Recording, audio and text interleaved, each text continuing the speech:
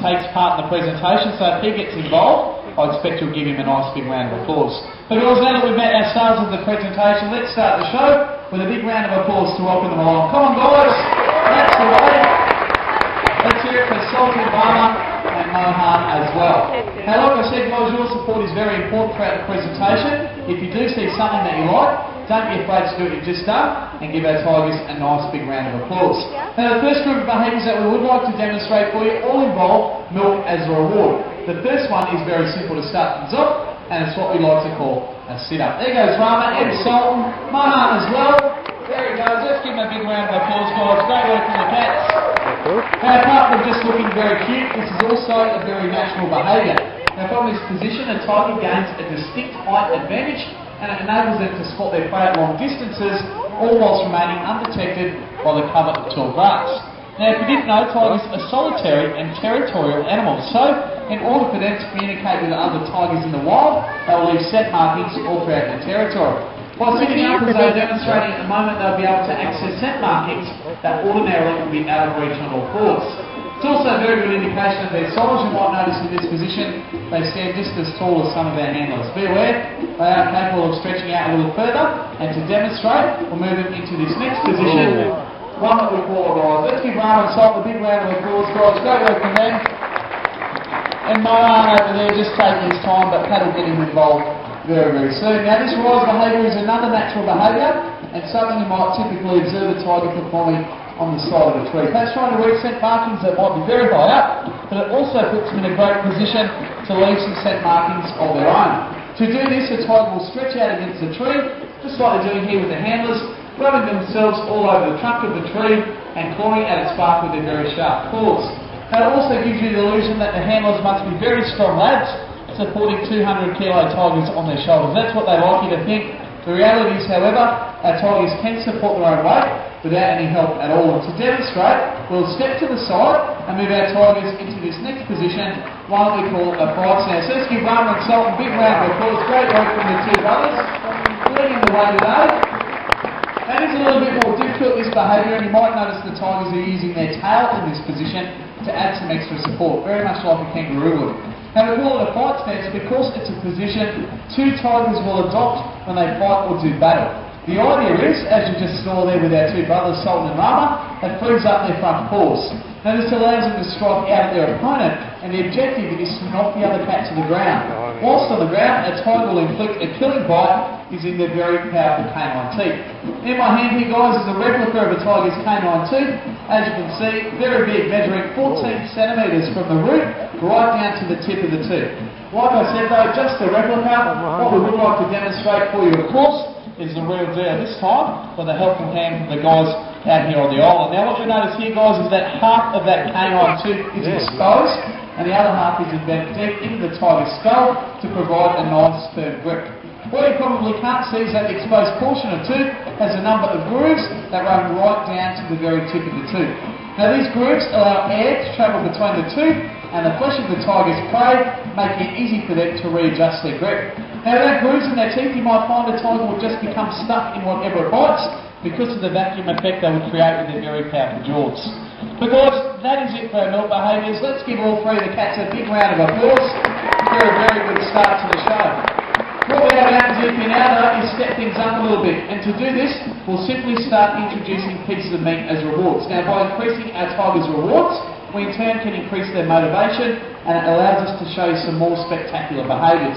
Now the first of which was something that was inspired, believe it or not, by old Mohan there a number of years ago while taking him for a walk in the park. Now on this particular morning, from behind a garden bed flew a very startled peacock. Instinctively, Mohan launched himself after that peacock, eventually grabbing the bird, believe it or not, 4 metres from the ground, a very impressive jump. Equally impressive though was our tiger handler at the time, who doing the right thing had a nice firm grip of the leash and found himself well in the air at the point of impact. Or at least so he tells me. Like I said, an incredible jump and something we thought we'd like to replicate for you all today. Of course, not using Mohan, instead we're going to get the big fella Sultan involved. So get those cameras ready, fix them on the rock over there beside the pool. Because from there, we're going to see Sultan fly nice and high into the air. Now he's got a huge run up here, lots of momentum. Once he's finished that trick, bit of speed from Sultan off the rock and into the air. Oh! Right, jump there guys, give him a big round of applause.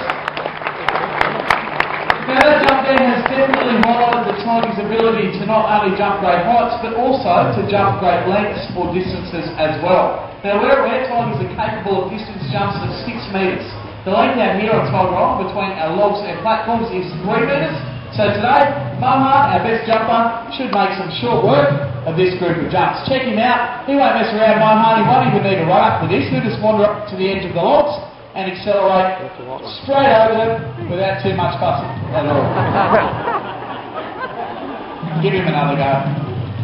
We're going to give him another go, guys. As I said earlier, we can't force the tigers to do anything. We simply encourage them. Mohan, one of our lazy individuals, but a very good jumper. And like I said earlier, this should be no mean feat for him. And if he doesn't do this, it's definitely Pat's fault. Well, let's see how he goes. Edge of the logs, over them from... No, he's not.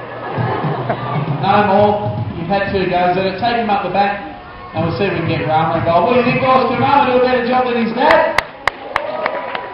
I hope so. Let's see how he goes. The runner here, also a very good jumper, just like his dad. Once again, not needing a run-up. He'll do this from a standstill. He'll just meander over the edge of the logs, accelerating from log to log, and onto the platforms.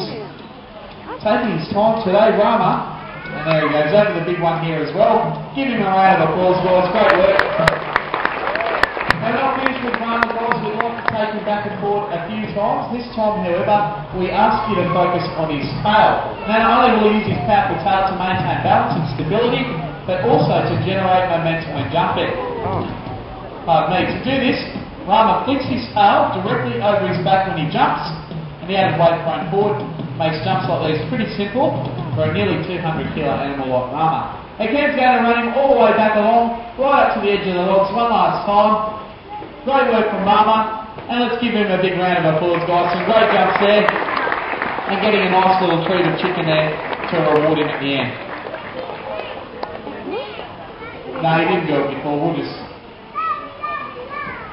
Okay, so it's the crowd's fault. Yep. Oh! Okay. Now, I'm not sure if he's done a little late, guys. Pat behind him, not one to disappoint. He's still convinced he can encourage Mohan to perform this jump. And this time, not only jumping from platform to platform, but apparently also a big jump into the air off the platforms as well. I don't know if this is going to be a success. I do know, however, we are going to need some help. So come on, guys, clap those hands. Whistle and cheer. Let's make as much noise as we can. Come on, guys, keep it up. Let's go, Mohan. Come on, boys, a little bit more. Looks like he's going to go.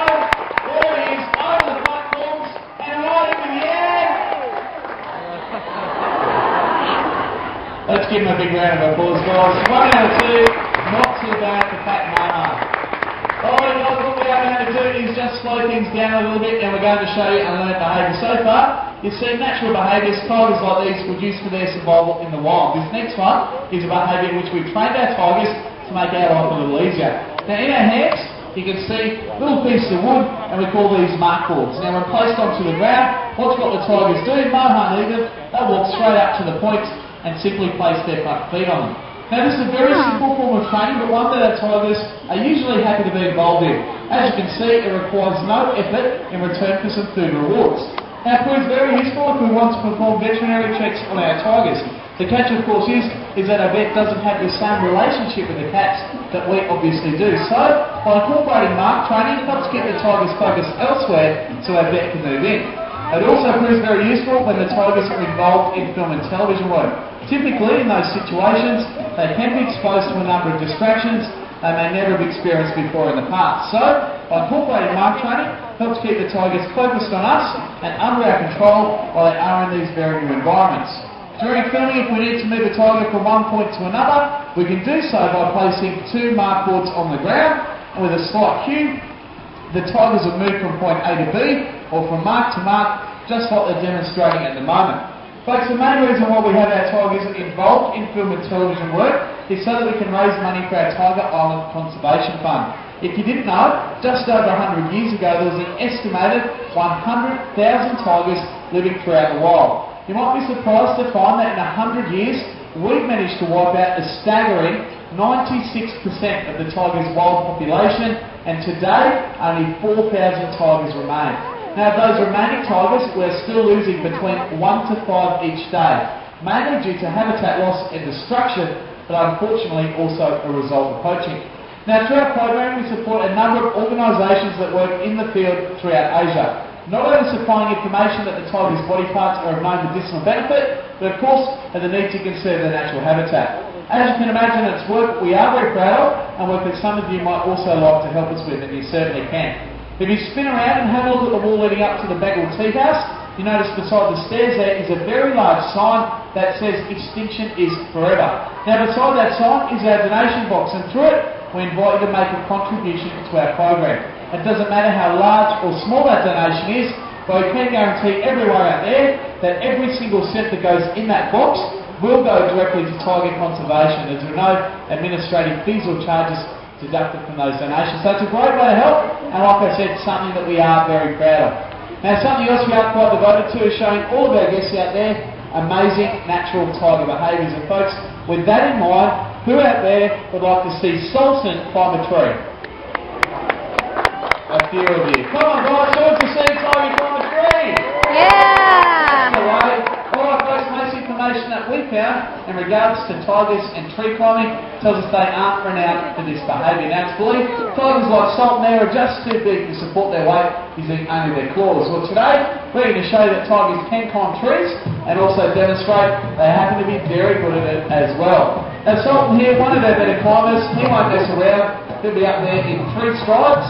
1, 2, 3, and getting a chicken somewhere near the top of the pole. We don't take him right to the top, and the reason is for the way in which Sultan chooses to come back down. As opposed to shimming down, he likes to turn a 180 and land on his head. But let's give him another big round of applause, guys. A fantastic tree climb there from Sultan. And always, of course, reminding us that if we ever get chased by a tiger, then climbing a tree is definitely a very bad idea. Now guys, we had a fantastic crowd this afternoon, and we've got one more behaviour for you before you go. And earlier, you saw some spectacular jumping from our 2 brothers, Sultan and Rama in particular. Now what we'd like to do is step things up a little bit, while also including their father Mohan, and attempting to launch all 3 of the tigers high into the air at once. Now for this to be a success, we require your participation one last time to coordinate the jump. Now I'm going to count to 3. When I count to 3, I want everyone out there to yell the word jump as loud as you possibly can. Now we're going to have rehearsal, guys. Voices ready. 1, 2, 3. Jump! Excellent. We should see a great jump from the tigers with that amount of noise. Our 2 brothers there, the ones to watch. Mohan, I don't think he's going to jump too high, but he might get a nice big distance jump in there. There he is. He's getting a nice little treat there from Cam. Rama creeping forward, Sultan in the right position. All the cats ready to go. Just waiting for Rama to sit still, and voices ready, guys. Waiting for Rama. 1, 2, 3. Go! Great job on the brothers. Sultan, a huge one there, guys. Give him a big round of applause. Keep the cameras on them. We're going to throw around a few extra pieces of meat just to let them know that they've done a great job. We'd also like to thank you for all the help you've given us as well. Now unfortunately guys, that is it for our first tiger presentation. Please when you go, don't forget about our donation box over there, but ensure you have a great day here at Dreamworld, and bye for now.